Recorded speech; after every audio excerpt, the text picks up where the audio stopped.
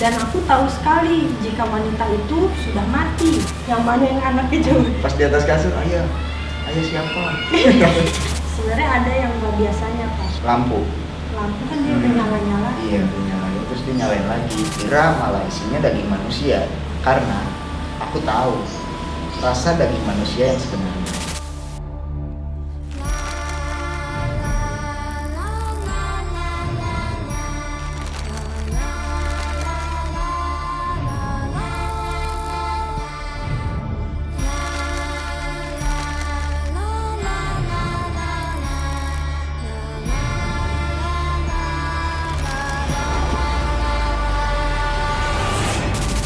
Halo, selamat datang Cinta Horor.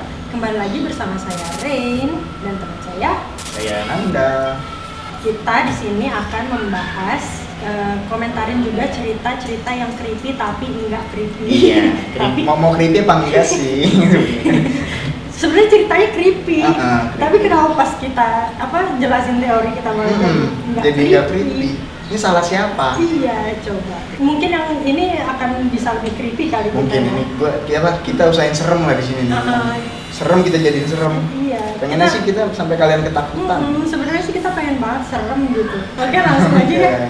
Yang pertama judulnya The Staring Woman.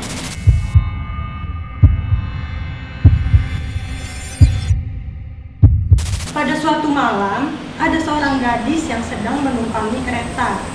Dia duduk berhadapan dengan seorang wanita yang diapit oleh dua lelaki.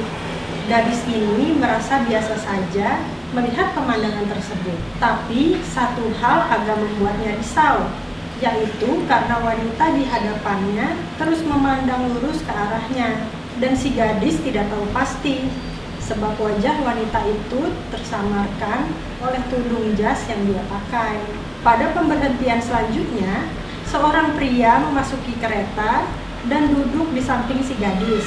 Sekitar 5 menit kemudian, pria itu berbisik pada gadis ini, "Turunlah di stasiun berikutnya bersamaku. Kau harus mempercayaiku." Pada pemberhentian selanjutnya, gadis itu pun turun bersama si pria, lalu menyaksikan kereta melaju pergi. Pria tersebut menatap si gadis dan berkata, "Syukurlah, aku adalah dokter. Dan aku tahu sekali jika wanita itu sudah mati." Kedua lelaki di sampingnya lah yang menjaga tubuhnya agar tetap terduduk tegak. Gimana maksudnya? Beruntung gitu diselamatin sama dua cowok. Enggak diselamatin sama si bapak dokter ini. Iya, diajak turun kan. Iya, ayo turun. Apa dia dokter tahu tuh ya ciri-ciri orang Kalau mati. udah mati tuh kayak gimana? Dia ngapain naik kereta? Ya berarti dia yang dibunuh sama si kanan kirinya itu. Oh, berarti dia yang jaga tadi dirinya agar tetap tegap itu. Duduknya. Iya. Wanita di hadapannya terus memandang lurus. Gitu. Ya kan, Kosong. berarti melotot dong. Iya. Enggak ada yang giniin emang. Meninggal. Kesian ya. Ya udah next. Dokter doang nggak tahu. Judulnya Tempat Tidur.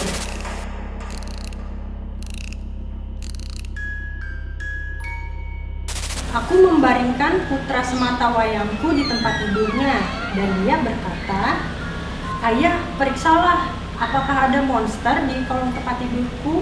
Aku melongok ke kolong untuk menyenangkan hatinya dan aku melihatnya di sana. Putraku yang meringkuk di bawah tempat tidur menatap balik kepadaku sambil gemetaran lalu berbisik, "Ayah, ada seseorang di atas kasurku." Berarti ada Yang dimaksud si anak perempuan di bawah kasur itu ternyata anak cowoknya.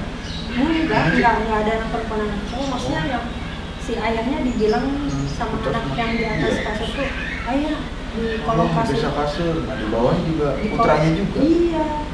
Sih gimana? "Ayah, di kolong ada monster, tolong periksain." Terus pas ngomong Di di bawah. kolong ya, "Ayah, di atas kasur tuh ada seseorang," gitu. Jadi yang mana yang anaknya jauh? Pas di atas kasur, ayah siapa?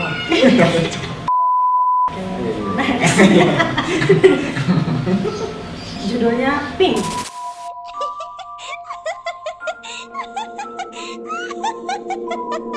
Wanita itu sungguh menyukai warna pink, hingga seluruh bagian rumahnya pun berwarna pink, tak terkecuali mayat-mayat yang dia simpan.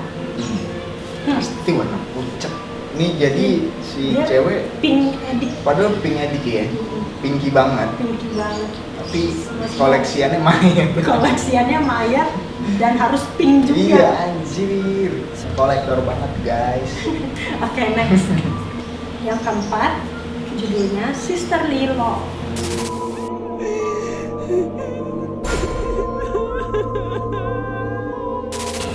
Saudariku belakangan ini selalu mengacungkanku. Aku mengerti kenapa. Itu karena dia marah padaku.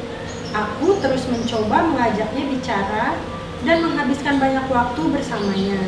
Namun, ia tak mau menghiraukanku.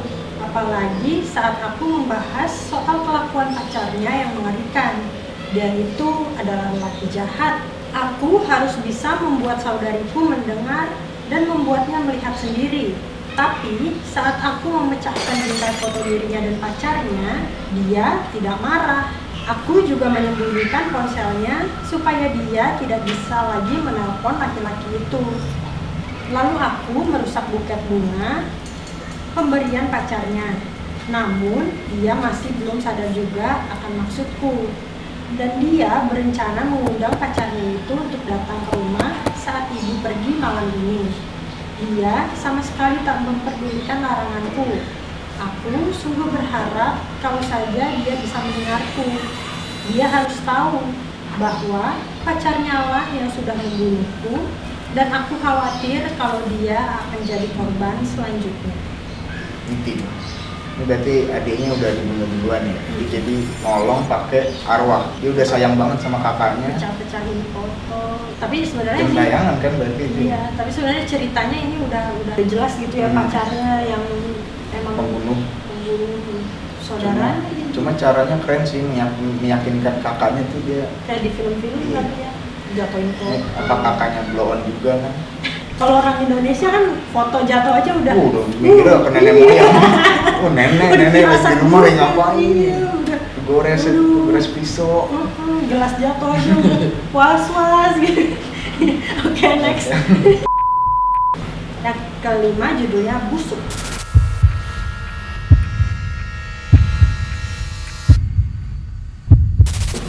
Aku sangat mencintainya. Aku adalah pria yang paling beruntung karena bisa bersamanya setiap hari. Aku bahkan sudah mulai terbiasa dengan bau busuk kekasihku. Pacaran sama ini sama orang meninggal itu ya. Itu entah pacarnya emang udah meninggal, dia ambil gitu ya. Apa Ya dia biasanya sih kalau yang cinta mati gitu sih udah dikubur diambil lagi tuh. Diem-diem ya keluarganya nggak tahu. Kalau udah cinta mah nggak ada yang namanya busuk. Busuk jadi asik kok. Oke, next. Judulnya Sendiri.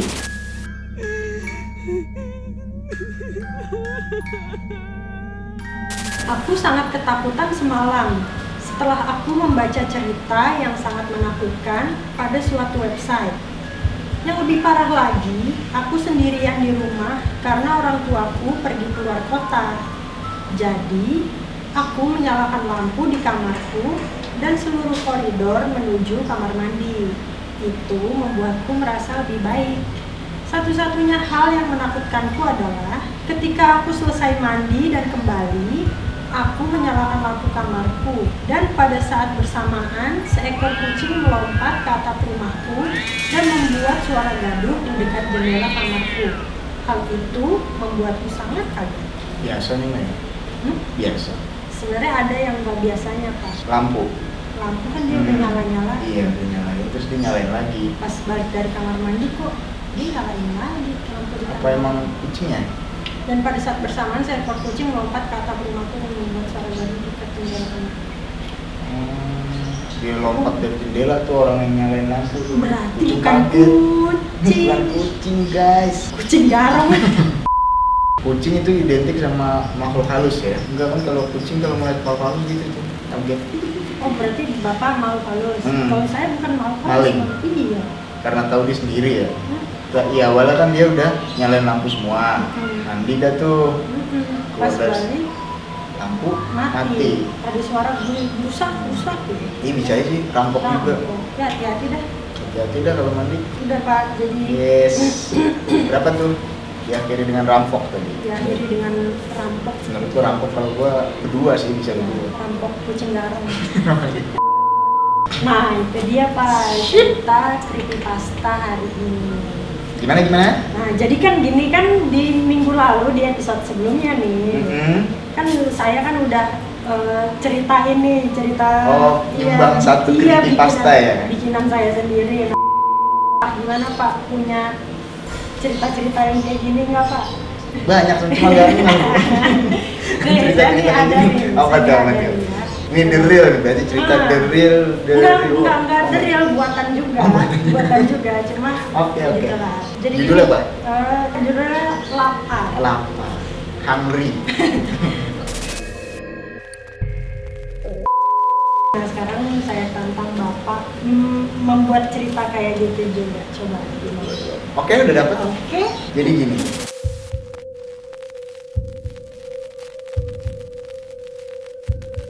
Pada suatu hari, di daerah rumah tempatku tinggal sedang terjadi maraknya pembunuhan yang tidak bisa terpecahkan. Dan lucunya lagi, di daerah tersebut ada satu tempat makanan yang sangat menjadi favorit ataupun kesukaanku, yaitu bakpao daging. Di suatu ketika, aku memutuskan untuk membeli bakpao tersebut.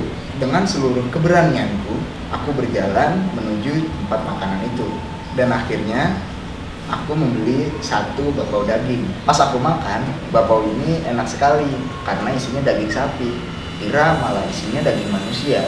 Karena aku tahu rasa daging manusia yang sebenarnya. Bakpao. Hari ini bakpao. Judulnya Bakpao. Berarti Bapak kanibla. Kanibla dong.